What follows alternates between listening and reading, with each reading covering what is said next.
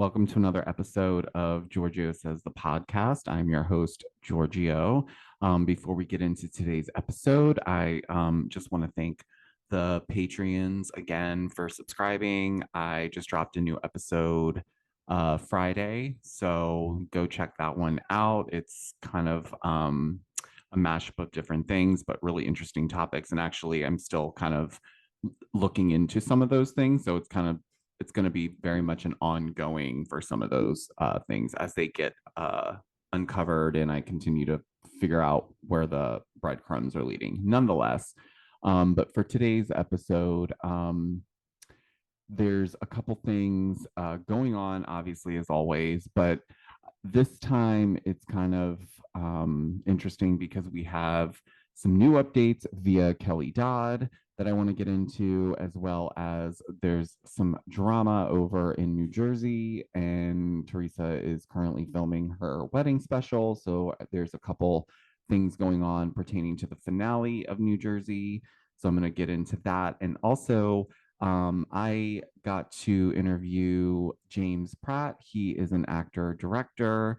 And yeah, really great conversation, really cool guy. And we kind of dove into a couple things regarding just the industry and specifically more like in the indie world and how things kind of ebb and flow and what he's been up to since Malibu Crush, the latest movie he did. So we'll get into that a little bit later in the episode. But anyways, this is just a weekend update I like to do just because things always seem to pop up during the weekend time and it's kind of like easier to just kind of talk about it. And so yeah, let's get into it. Welcome to the Giorgio Says Podcast, spilling the tea with Giorgio Takanokis. If you love to keep up to date with all the latest pop culture news and celebrity gossip, then this is the podcast for you.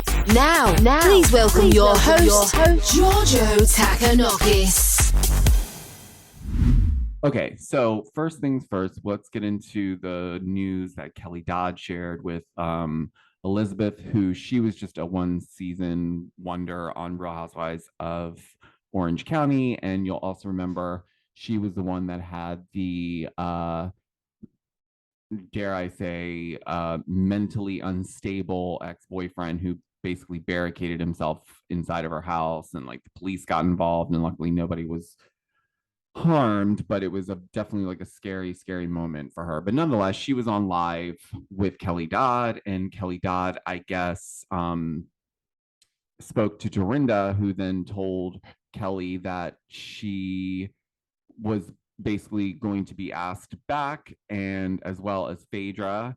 And she just kind of listed off the others that we already know about, like Taylor, who's going to Orange County, and Tamara is already going back to Orange County as well. So basically just kind of saying basically Phaedra and Dorinda are basically going to get their jobs back in some capacity. And, it posed an interesting question for me because it's like, with Dorinda, it makes sense. They'll probably put her on Legacy, I would suppose.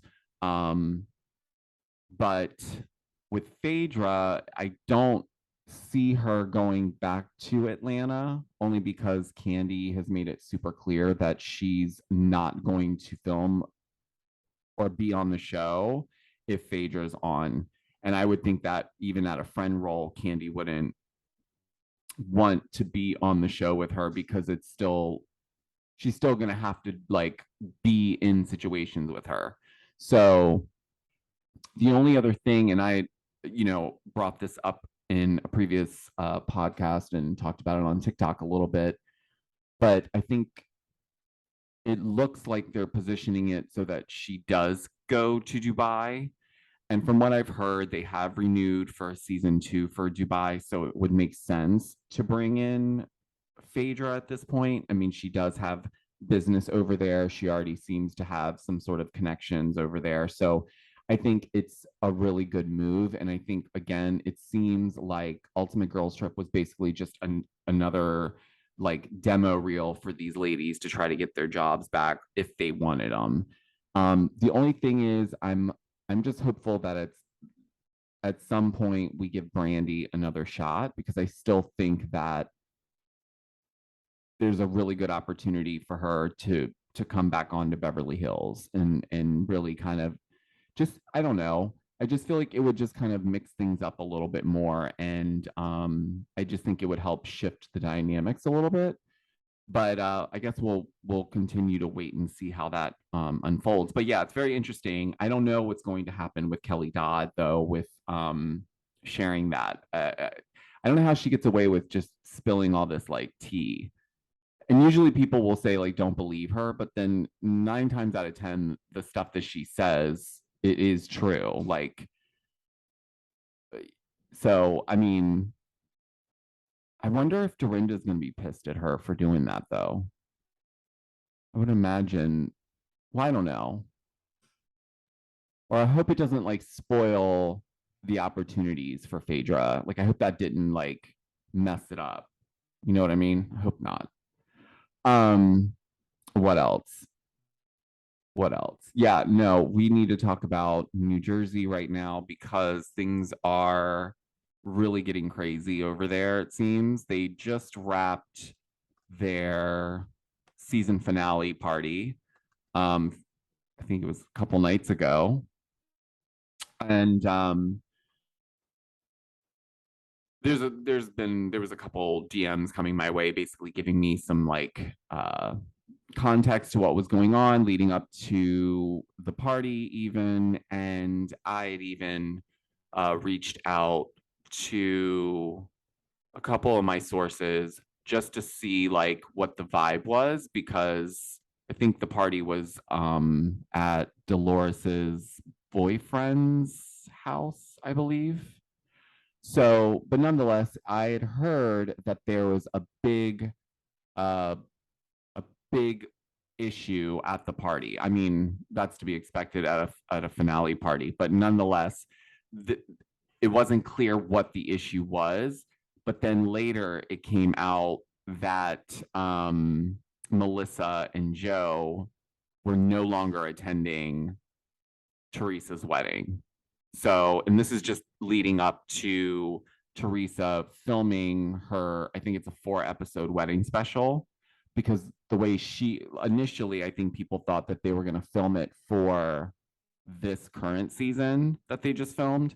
But Teresa was very clear early on that she would not film it for the show, but it was clear that she was holding out because she wanted them to basically give her what she's getting, like some sort of separate special that is just revolving around her wedding. And, you know, she kind of has more control of the narrative, which fine, that makes sense. But so now people are like scrambling to figure out what happened at this party and what happened specifically with Joe and Melissa and Trey to make them not want to go to the wedding.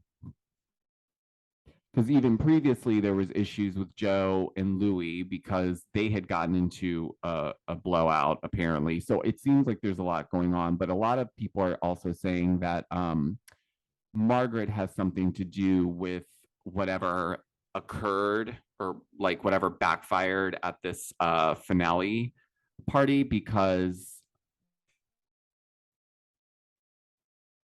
it's just interesting because when I'm looking at everything up leading up to this point, like the whole Laura situation, which is Margaret's like longtime friend who's now coming on the show to expose Margaret. And now Margaret's involved in this situation with the season finale party and the blowout that's caused. So then, you know, you look a little bit more into it, and then you see that there's these cheating allegations involving Melissa. So that makes total sense. Someone is clearly using something to kind of deflect here, because it's like, it would make sense, because if that is true and that's the case, then that would make sense. If Melissa got really upset, which rightfully so, that would be, I mean, again, and I'm sure it hits a soft spot for Melissa too, because of in earlier seasons when she was set up to look like she was, you know, a stripper at some go-go club or something when she was just like a bartender, and they staged this whole thing to try to set her up and make her look a certain way. And now here we are again, which, I mean, I don't know, it could be, that could all be staged as well, but I don't think so, because the two really just don't, it's just, they just don't like each other. But it would make sense because Joe's obviously going to support his wife in that. So I do believe that. But I'm still looking into like what the details are behind it, and like where the allegation came from, and why Margaret's involved. So I will definitely keep you guys updated on that. But it's just really interesting because I think this season, obviously the dynamics are going to change. Obviously, there's going to be some shifts in the way the storylines flow, because it's looking like it's kind of all over the place. I mean, there's a couple different things going on from the reports that we've gotten since, while they were filming. So it's not like, a lot of the people said, don't believe these pictures that are out there where they're all looking happy and they're like, walking down the streets of wherever they are. They're like at these places and they seem like they're fine, but it's like, well, they have to look that way. They can't actually look like, because then that ruins the point. And it's hard enough with social media and people, obviously these people film in public spaces at times, so people do get a hold of it, and thankfully they do, for people like me and other creators who cover this stuff, to be able to give you guys this sort of tea. And it also is interesting because sometimes in the past we've seen like things are being reported while the show's filming, and then when we watch the show back, a lot of it's not even included in the show. So we've seen that in prior years. So I don't really know how they're going to like edit these storylines, because I think they're still going for like the shorter season approach with New Jersey, because I think it did really well for them this last season, because they had like a really it just was like meaty content versus just like filler episodes and scenes. It was just like, it kind of moved through quickly, which I appreciated. So I think with that approach and everything that's going on, it'll be interesting to see how they pull certain things in, because like with this friend Laura, for instance, there's things that go back and forth. Like Marge sent that group message basically saying like, she's clearly not happy about this. And Marge claims that she's tried in the past to get Laura on the show and that production just wasn't interested. And now it seems production's using Laura to kind of come up against Margaret. So it's just interesting because it's like, and I've mentioned, like, I've reached out to Laura. So, hopefully she'll come on my podcast and we can, ask her and get her perspective on everything, and what her truth is on it. But, I don't know. This whole Melissa cheating allegation, it just smells fishy. But yes, I mean, Teresa is currently filming her wedding special right now. So um, I'm sure we'll continue to get things coming in from that. We've already seen photos coming in from the families coming. You see the camera people and such. So they're full steam ahead with everything. And I've been seeing a lot of people also doing these memes of, there's still time to get a prenup, which actually, I mean, listen, she can do a post-nuptial. Is that what it's called? I think, where you, after the wedding, you can make one.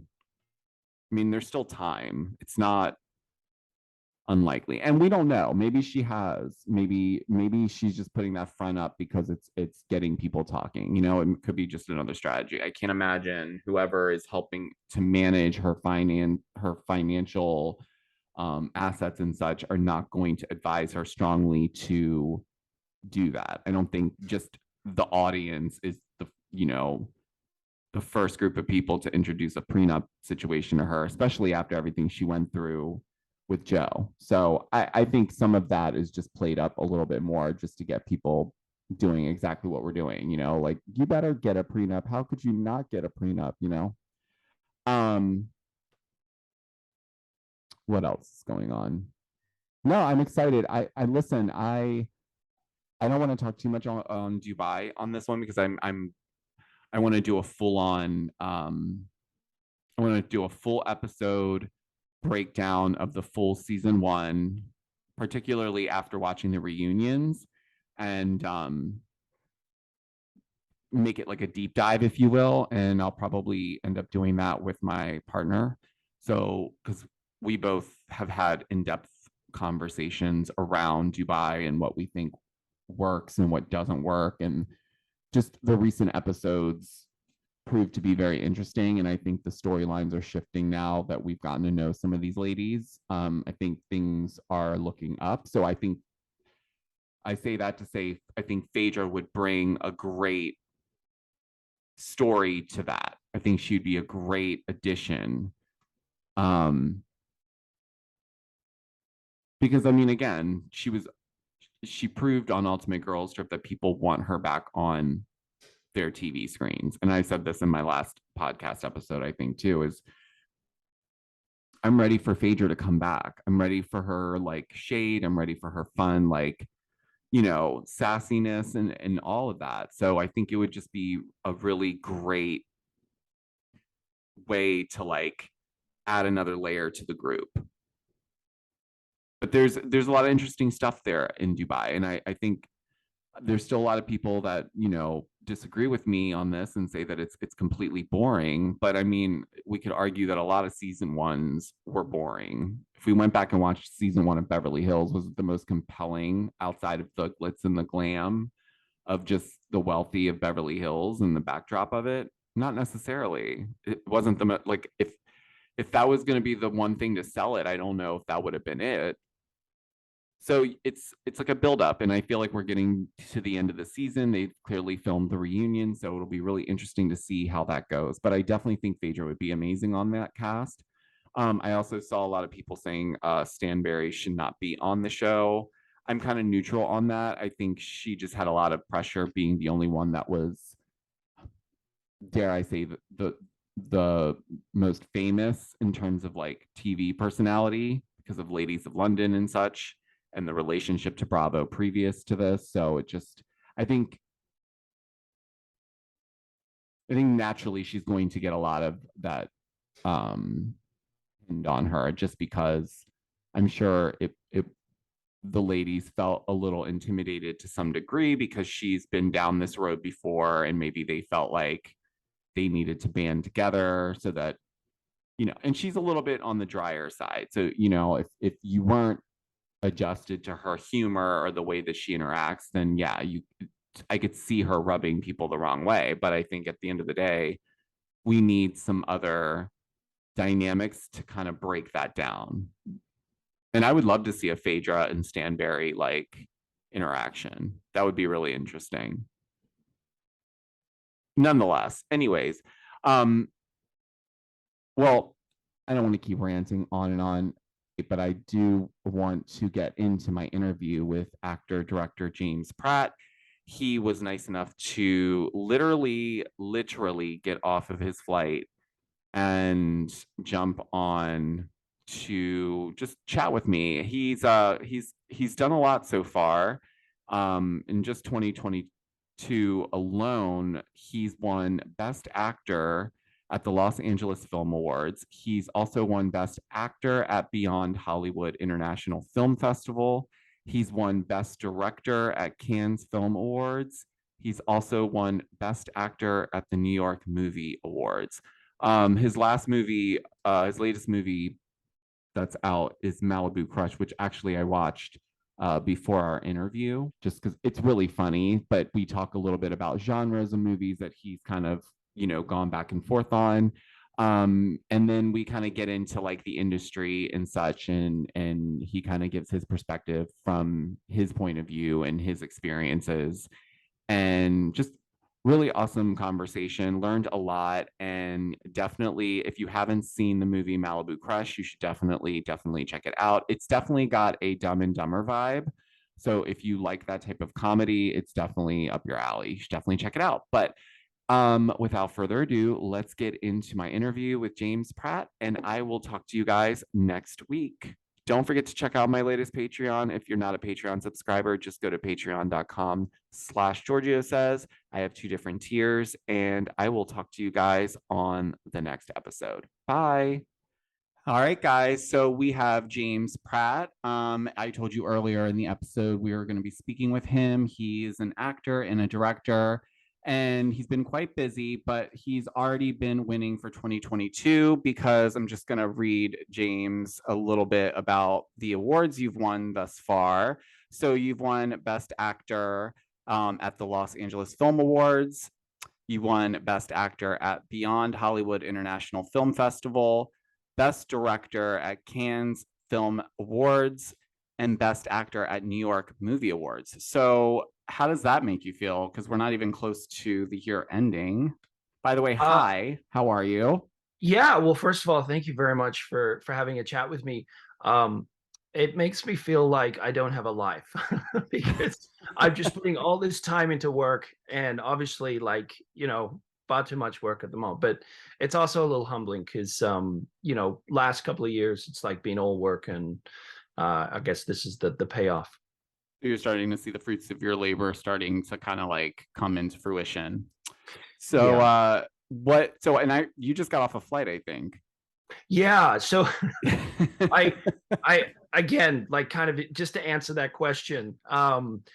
Yeah, I went from LA to Vancouver. So I'm in Vancouver now. Tomorrow I fly to Toronto, and then I am in Toronto for Futurist Film Festival and Mogul Productions, a production company I'm involved in.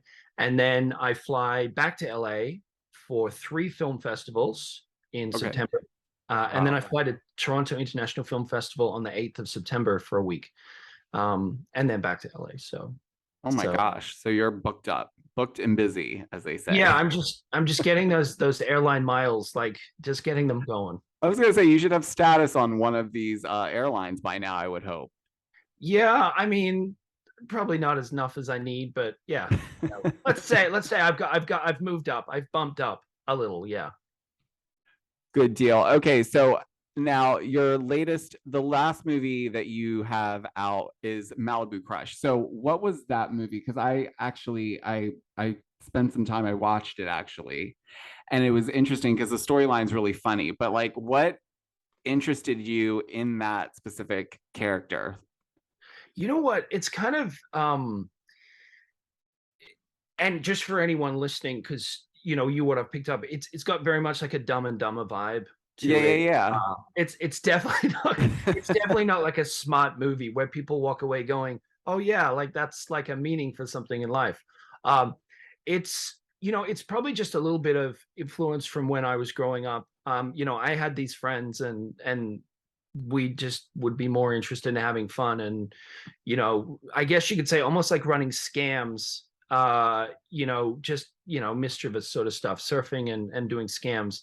And then you finish high school and you have to become an adult all of a sudden. So there's probably a little bit left in me of that. And I think the other thing too is just, I've been pretty lucky to kind of be able to grow up in Australia and then spend time in the US. And that probably, wanting to kind of show people what I feel like Australia looks like for 2 people coming back to America. Because the story is like 2 guys from Pasadena in LA go to Sydney, Australia. To kind of put a little bit of my flavor on it, which is, that beach lifestyle, and that idea that, 2 guys from America can get into a ton of trouble, like fun trouble in Australia if they wanted to, because Australians are quite laid back, and technically, they enjoy, tourists and people coming over. Yeah, that's one of the places I have on my list to visit because I've met so many people that have moved here from there, and they always say the same thing. They're like, everyone here is just always like on a tens, like, and they're just so much more relaxed about stuff. And I'm like, wow, like must be so nice, So I'm like, I always want to go visit. But then from here, it's like feels like it takes like 3 days to get there. Yeah, I mean, right. Like not 3 days, but it's just like it's a long trip. So you want to go there for a good amount of time, obviously, because it's not like a long weekend sort of thing usually. Oh, totally. Yeah, it's like a 14-hour, 12 hours Sydney to LA, and about 14 hours on the way from LA to Sydney. So yeah. That's crazy. Insane. So, and you also direct. So which do you find you mesh more with? Do you like directing more? Do you like acting more? So I went to acting school straight out of high school. So that kind of is, I mean, the acting's there for me, but as I have got a bit older, I've just really fallen in love with directing. And if I had a choice, I'd prefer to direct. Just I think purely because I do enjoy being busy, and acting is such an easy job. Like you're on set, you're waiting your trailer, they call you, they market you, the editor makes you look bad, like great if you didn't, hit the marks or didn't hit the lines right. Whereas and it's kind of all wrapped up in a nice ball for you. But if you want to get your hands dirty and obviously have that like risk versus reward, or like do a hard day's work and then come back and feel good about yourself, I think directing really challenges you and helps you become better as a person. Mm-hmm. Um, and it's not for everybody. Like obviously, like it's a job that's like uncomfortable at times, and it's a job that has pressure. But I think that's something I really enjoy, is because there's a lot of self growth in that, and you can kind of really you can actually make something. Yeah, I feel like with directing, you can really kind of shift and create like a narrative as you're going along because you're actually seeing it play out in real life. So you can kind of tweak things or like shift things. So I can see why that would be more rewarding because with acting, you're just playing out a character and that is it. Yeah, yeah. And the other thing too is I think with an acting role, it's you sort of feel like you're A to B. And it's a very, very important role, like A to B. But Mm-hmm. essentially, the editor's going to edit the way they want, the director is going to cut scenes that he doesn't like. You're I guess a facilitator, whereas the director, it's like, okay, well, there's a lot of pressure on you, but if you pull it off, you're going to get a lot of praise as well for doing a great job. So speaking of acting, when you have roles that come up, what do you look for specifically? Or do you just do you remain open to what comes your way in terms of like what you decide to take on or go for rather? Yeah, I mean, I think unless you're kind of like a Brad Pitt or a Tom Cruise, where if you say no too many times, like it's okay because you know that there's going to be a paycheck coming regardless. So I think you're still fairly open. I think the big thing is I have a manager, and for example, if she says I think you should do it, and I don't, if I don't want to do it, I think she's got a bit more sway than me to kind of like hey, like this is on the roadmap. So I think that's another thing to kind of consider. What my manager sort of wants me to do. So it's not really a question. It's just kind of like Right. Yeah. Yeah, I exactly. think you're gonna do this because you're gonna do it. Yeah. Yeah. It's kind of like, oh, you want me to play a truck driver? Like, Which is actually good because it gives you a variety of things to get thrown into, I would imagine, as an yeah, and actor, for that piece of it. yeah, and you know what too? I think because there's that side of it where like delegating work in a business is great because that's how you build the business. I think in Hollywood, that's something that actors sometimes struggle with, which is they only want to do a movie if they're going to be like Nicole Kidman and the pretty girl, or they only want to do it if they're going to be like, Vin Diesel and the cool guy that drives the car. And so there's sometimes that third perspective where it's someone's like, okay, well, maybe to get to hypothetically Nicole Kidman, you need to play this role first or this. It's good to delegate, with people you trust and say, hey, like, okay, well, the business better than me, or how things work. What do you think the roadmap would be? Um, That's really cool because I mean, the roadmap is really key in all of this, really. I mean, if you think about it, because if you don't have that, then you're just kind of aimlessly shooting around. You don't really have like a game plan. So it's like yeah. that part always seems to pop up. So now, in terms of like what movie genres, because you've been in a variety of different genre movies, what has been your most favorite? Like, what is your favorite genre that you've played in? I think the comedy space kind of suits me a little more. For some reason, I seem to get cast in horror movies or comedy movies. It's like one or the other. Like there's no middle ground. like to give you an idea, I did this before I did Malibu Crush. I did this horror movie where I get shot with a crossbow, escape to this haunted house, and then at the end of the movie, I get stabbed like 12 times in the back. So like I'm definitely done. But it's like I go from that to then playing in Malibu Crush, this like dude that hasn't had a girlfriend for like 10 years and basically is like, spraying an old lady with a fire extinguisher in the opening scene because he's pretending he knows how to be a fireman. Like just the polar opposites are very extreme. Completely extreme opposite. What was it? Was it the movie? Was it called Halloween that you did? Yeah, When you got yeah. shot with a crossbow? Yeah, on Halloween, I played Detective Ethan Rogers from the LAPD. That's So what it was. Yep, I did. I saw that clip when I was looking at stuff. Well, it popped up with Malibu Crush because I was looking for it.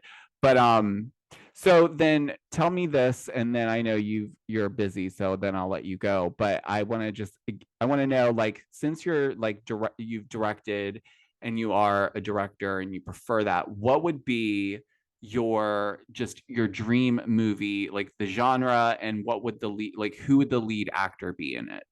Or would you focus on an up and coming actor? Like what would that look like? that is a really good question. So I mean, first of all, I'd probably go like I have two passion projects at the moment. One's that I'd love to direct. One's like a thriller that looks like it's going to be shooting in November this year, which is a Okay. UFO detective thriller. The guy's sent to Outback, Kansas, because he believes a UFO is going to land. And obviously, like Dreamcast, I'd love to work with one of the legends, like a Robert De Niro, Al Pacino, one of these people where it's like, I guess today in cinema, it's more about the characters, like Mm-hmm. who's going to play Spider-Man next, or who's going to play the Hulk. Uh, you know, 20 years ago, 10 years ago, you had to be a really good actor to kind of anchor a film.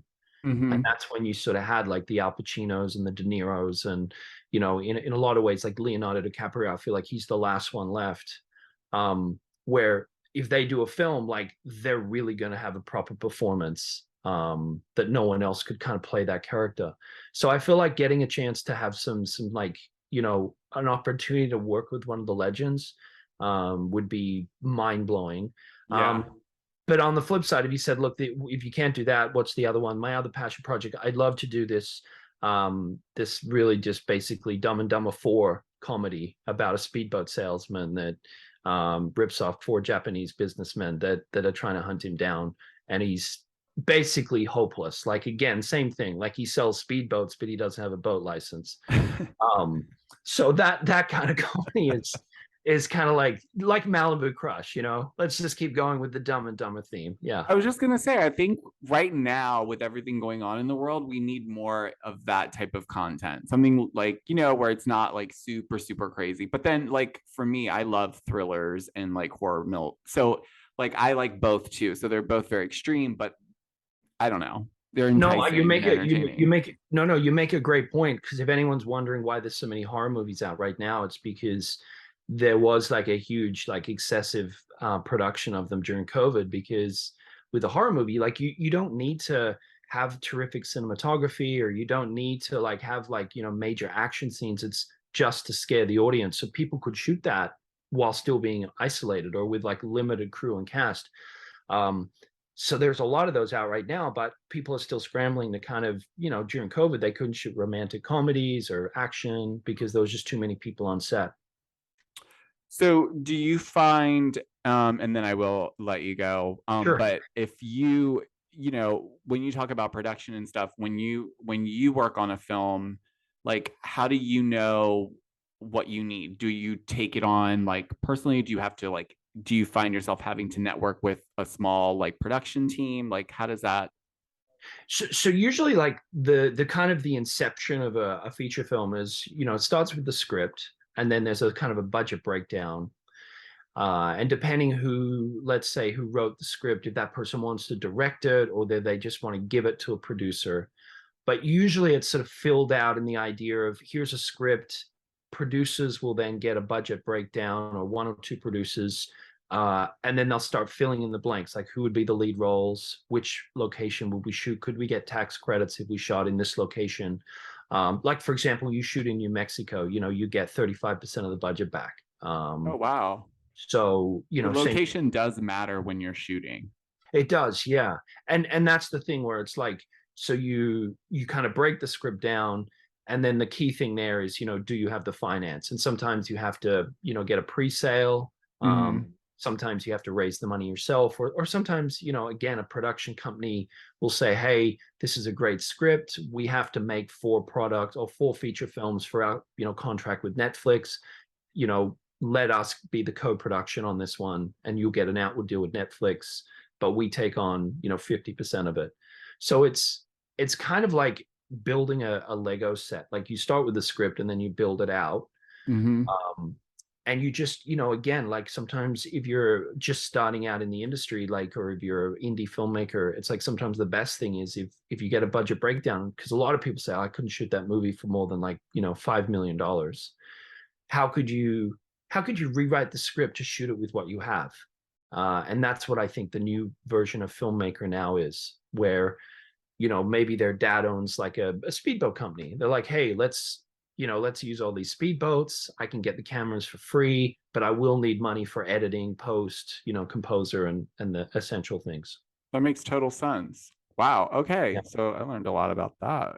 That's awesome. Not, Okay. not Well, all those films are great though. Just no, putting it no, out there. no. But Yeah. when you look at it from like being able to create it, there is the possibility of doing it, even if it's not at the scale of like something Yeah. super like high budget, but you can still get it done. Especially nowadays, I feel like with technology progressing the way it is, I feel like it makes it a little easier. No? Absolutely, yeah. And that's like the thing with being like an indie filmmaker now. It's like it's always about your attitude. Like if you're prepared to maybe wear, like, if you can wear 3 or 4 hats, that's 3 or 4 salaries you don't need to pay for. So if you could be potentially the producer, one of the main actors, and like co-edit it, then you've just, you've slashed that budget down by a lot. Totally. Wow. James, thank you so much for jumping on my podcast and talking to me. I know you're a busy, busy man. You'll have to come back soon and update us on where you are.